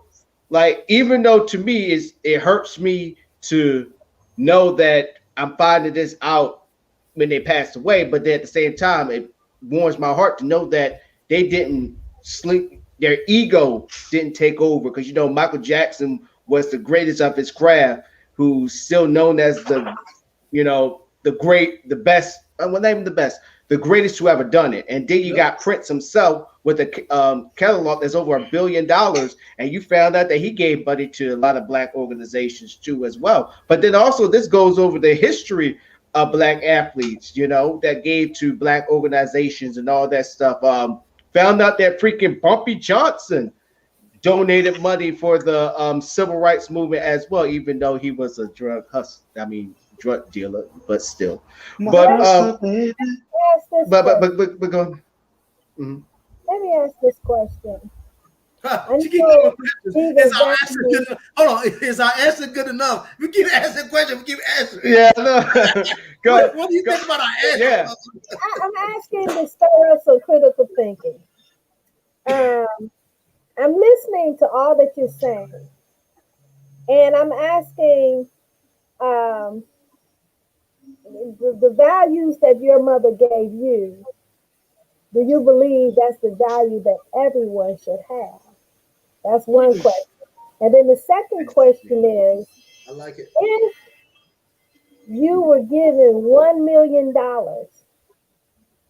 and you decide that you want to bless 1 million people, because you don't want one person to feel the blessing.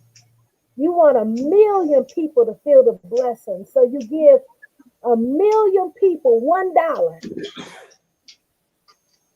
Giving away $1 million. What do you think those 1 million people will feel about you? What do you think that level of gratitude would be to you? Now, I think the first, doing a very good deed because you want to give away $1 million. But in my experience, if you give 1 million people $1, then look at you, you can't give me more. You're like, well, I'm trying to give 1 million people $1 million. I want 1 million people to share in my happiness. And they're, man, go somewhere with this dollar. But then also, I think they will ask the question of how much money you got left over. What? Well, no. Yeah. You gave it all it's funny. And you got it's funny T says that. There's an actual video prank of folk doing that. And it was more than $1. They went around the Walmart and kind of patted folk on the back with some money. They did one dude like that, patted him on the back, but he had a whole $20 $20 bill on his back. Now, most folk, they look at you and they get a little mad and they realize they feel like something on their back, so they check it. They look at the money like, oh, word? Okay, appreciate it. Kind of confused, happy that, they ain't got a reason to be mad. But this dude right here, 5 minutes straight. You don't know me, bro. No. Like, even after he seen the money, turned around. I appreciate it, my nigga, but I'm saying I still want to fight you, bro. You ain't have to be putting your hands on me. Like, hold on. You just got free money. And you sit here trying to fight this man. And clearly said, I appreciate the 20, man. I mean, you could have gave me some more, but you ain't got to be putting your hands on me, man. He violated his personal space. And I can understand that. But like, all right, once you see some money, he ain't touch you below the belt. He ain't touch you where you got to use a doll to explain. Yeah. I understand that part. But I'm like, once I see the money and I look at it, okay, and I think to myself, he ain't touched me when he ain't got no business. He just patted me on the back and I got a free $20 bill out of there. I'm annoyed, but I'm gonna spend this 20 on this food, on this stuff I just bought here, so I ain't gotta come out my pocket. I don't know you do, but appreciate it. Just walk off. Now I got another question for you. Okay, I used to work in Franklin County. I was a case manager, and my job was to determine eligibility for food assistance, right? So I'm looking at these cases. I'm approving $700 worth of food stamps, $1,000, $1,500, $2,000 worth of food stamps. Man, get on there. So I'm thinking, okay, I spend like $60 a month on groceries. Oh. And so I need to shop with you, Teach. I started asking my customers, during Christmas and Thanksgiving, would they give $5 worth of food stamps and canned goods, and would they put them in those baskets? Like, no, we're the needy. No, I get $2,000 worth of food stamps. And I tried to imagine what does $2,000 worth of food stamps look like each month in my kitchen. I would have to You're not gonna see it. A half a cow cut up, or a whole cow cut up, a lamb, and but they don't shop like that. But my point is this: they see themselves in need, so they would never take $5 and get, how they had the canned goods, $5 for $1 or whatever. They would never take $5 worth of food stamps to give to someone else because they see themselves as the needy. Okay? So I'm asking this series of questions. I said about conditioned to be in one place, but go ahead. I said, don't forget about what I said about how we're conditioned to be in that place, but go ahead. Yes.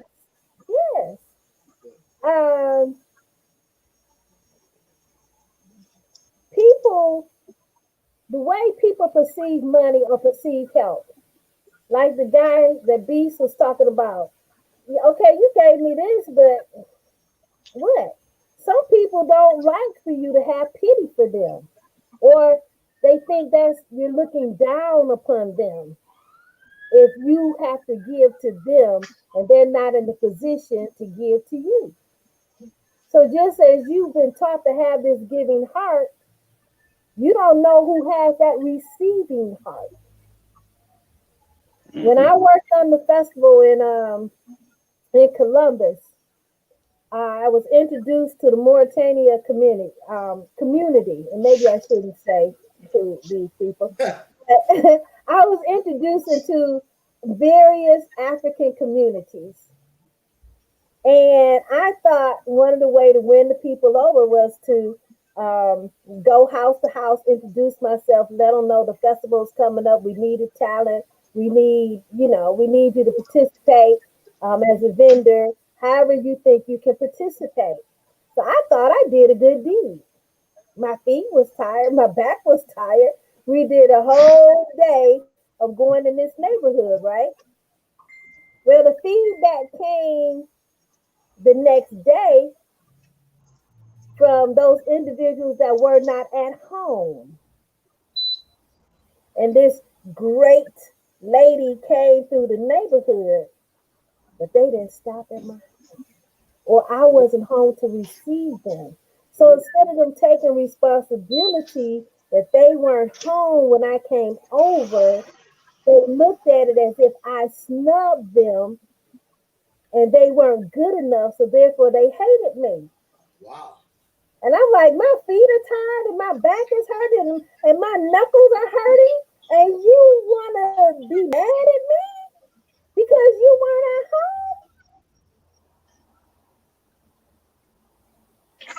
You have to understand the culture of the people and what frames their mind. What you think is a good deed is not necessarily a good deed in their eyes. So if I took $1 million thinking that I want to share my wealth, those same people say, well, why she just give me $1? She had $1 million. She could have gave me 50,000. She could have gave me 10,000. She could have gave me 500. All she gave me was a one goddamn dollar. I think that's that Detroit. No, I'm kidding. Look,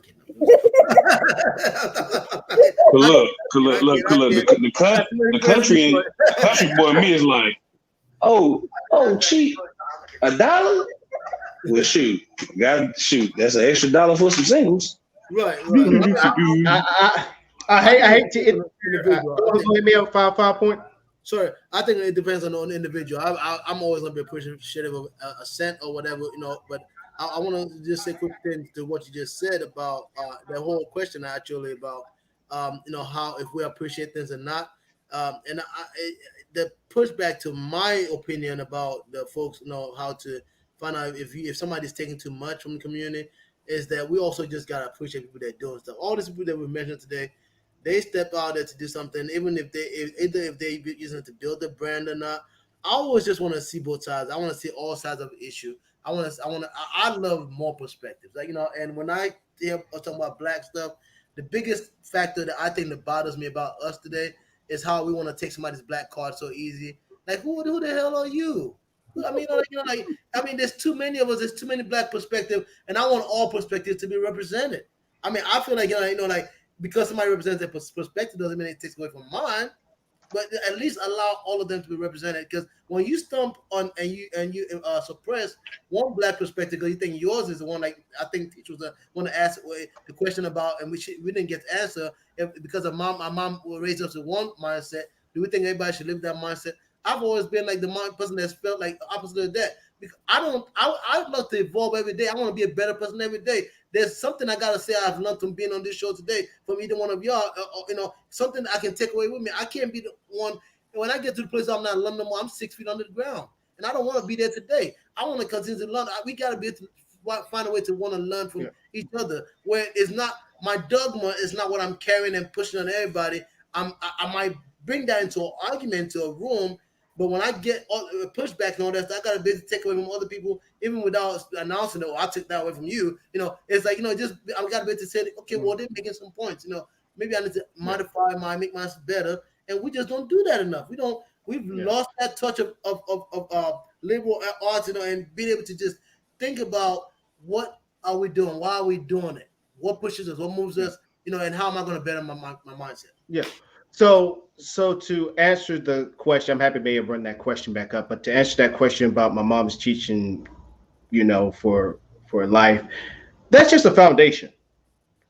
I don't like to put my thoughts or my feelings, I won't say feelings, put my thoughts and my values on somebody else if they have different perspective. It's just like if you're on a show and I don't like, and Beast brought up, well, Pepsi is a great soda, and I'm sitting there saying, no, we only talk about Coca-Cola here.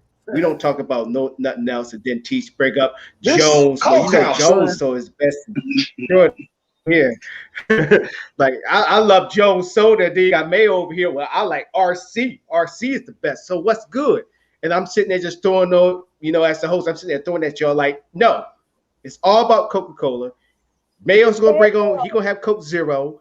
Teach, yeah, teach is definitely she gonna have the regular Coca-Cola. And he's definitely when we go to the freaking barbecue, he's definitely bringing the Coke Vanilla. And y'all gonna be like, yo, what the? Some got to go with the liquor. What's that remorse? Like, y'all gonna be like, damn well, I don't like Coca-Cola. I drink it sometimes, but not all the damn time like he does. And see, and I think what we learned from the house. You lucky they had them on sale at Food Line 3 for $5. I miss Food Line, by the way. So basically, whatever you learn in the house, that's a foundation. It's like nowadays we live in a society where, thank goodness I'm out of that environment, but Beast can agree with me. In the South, you always have somebody come up to you. Are you ready for Jehovah's return? Because if you're not, you be hearing that, or like majority of the time in the military, like when I even here on post, yep, even here on post, they would come on. Like one time I was getting out my car, going grocery shopping, actually. Thank you for bringing it up, Teach. And a random dude just pulls up in front of me. He said, Jesus love you. Hey, you want to come for Bible study? I'm like, no, I'm good. I say, you can come over here and help me out with these groceries if you don't mind. He drives off. So Jesus might love me. I don't want to such a heathen, man. Rick. So I don't want to like put like, that's usually as fundamentals, because you'd be amazed, like going back on what Mayo was saying with different perspectives. That's why I still got my values, I still got my foundation, but it's great to hear from others people's perspectives, even if I don't gel with it too much. Sometimes you gotta jump on the other side of the freaking train tracks to understand why they so into this as much as they do, why they talk about it and all that stuff. So yeah, I hopefully that answers your question. Then also be going a little bit over because we started later. But other than that, this is a conversation that I want to continue for part 2, because I really want to really dig into, now of the so-called Black leaders and start calling them out, bring them to the carpet, and see if they're actually really putting in the work. And I think Mayo would like this very much, because I know he got a lot of people on his hit list that he wants to talk about, and I'm there with him, because we probably got some people that we both got on the list that we want to talk about, or some people that we probably surprised that are on our list. I got to start. And I know Teach, she probably just gonna. And I know Teach, I know she's just gonna sit there and she's just gonna be asking some questions.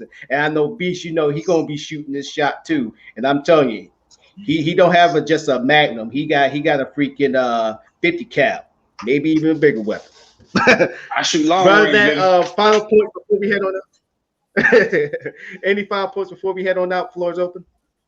I just want to say that as much as we joke about that, I don't intend, and it's never my intention to call anybody out in an embarrassing way or to make them feel bad. And I'm talking about the folks who are famous of our struggles and all that, because I know there are a lot of them, and they sometimes do walk too. But I guess because we're down here, and I said we, not that I feel like I am, but but I live in the what we call the ghetto, and I chose to stay here because I want to do work here. So, but we're down here and I feel like sometimes it's not good enough. They can do a little bit more. But I get it. It's kind of like the thin Chad Johnson conversation with the rest of those guys. When they're in the moment, who's willing to stick their neck out? It's only a few, and those few, they better make sure they're set, because if they stick their neck out and they get pulled in, they pulled down. It's not too many people that's going to go out there and go pull them off the lion or the tigers of our system. So until we start having a mindset where we have unity and collective mobility to fight the struggle, we will find folks who might go out there to go half-ass the fight and get what they can, and then it's at that point how who can really blame them? It's kind of a balance thing. Who can blame them? Because they got to get theirs. Nobody wants to leave this planet and have their kids be fighting to get something to eat after they fought for a whole community. So I say that same by saying that I pay respect to those folks who we've mentioned as well, the work that they've done, as well as the criticism that and the friendly criticism that I'm putting out there towards them. It's not too much of a hate type deal. So, Teach. Yeah, I would just like to say that as a activist and working in the various arenas that I work in, it's a lot of work. And Mayo can attest to, in some cases, I put up my whole pension. I put up my whole paycheck to make these activities work. And I find it very offensive when people say, well, where did this money come from? Or what you do with this money? Hell, it's all mine. So what I do with it is my business. But when I needed you to help me work, the only thing you had was mouth and criticism. So if you find that I'm not so crazy about people who criticize, because I feel that there's two types of people. There's those that's in the field that's working, and there's those spectators that's in the stands that have a whole lot of mouth. And if you're in the field working, that's what you're doing. And if you should derive any benefit from it, amen, ashe, and so let it be. And for those that's in the stands, sitting there watching, gossiping, running idle and all that, I don't have anything for you, because it's a lot of hard work. And at the end of the day, you on a tight budget. You make things work. You do the abracadabra and voila.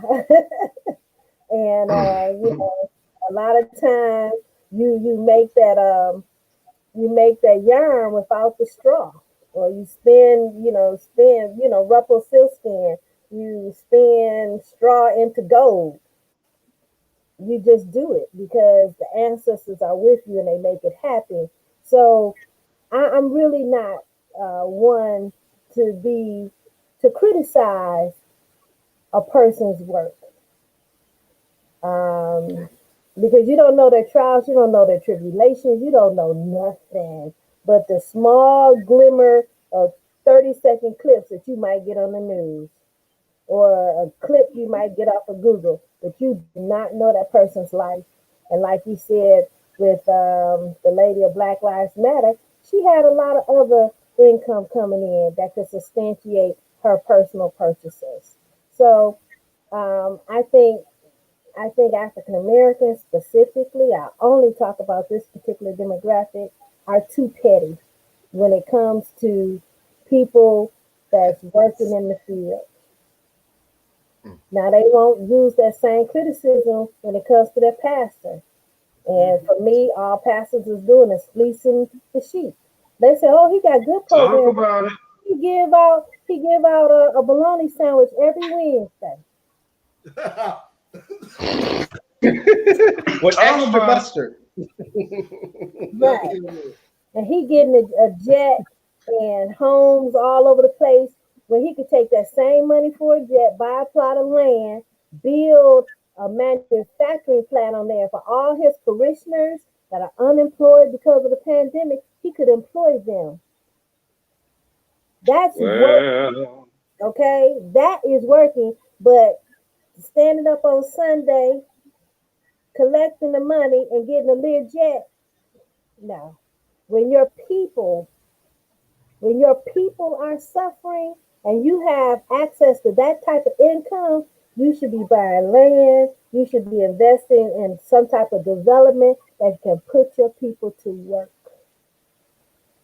Now, if you tell me that my preacher, we have church industries, and what we do is we buy raw materials from Africa, and and we make purses out of those alligators that they caught over there in the lake.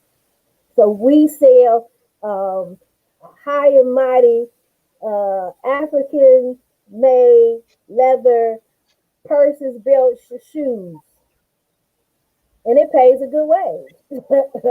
If you can tell me that about your pastor, then I say amen. I'm still going to skip past the collection plate, but at least I can say amen. But if all you telling me is he tell you things that sound good, he can't help you in your financial pinch. He can tell you what's good for your soul, but he can't tell you what's good for your body. I don't have it. I don't have it to do. There's more important things that can be done.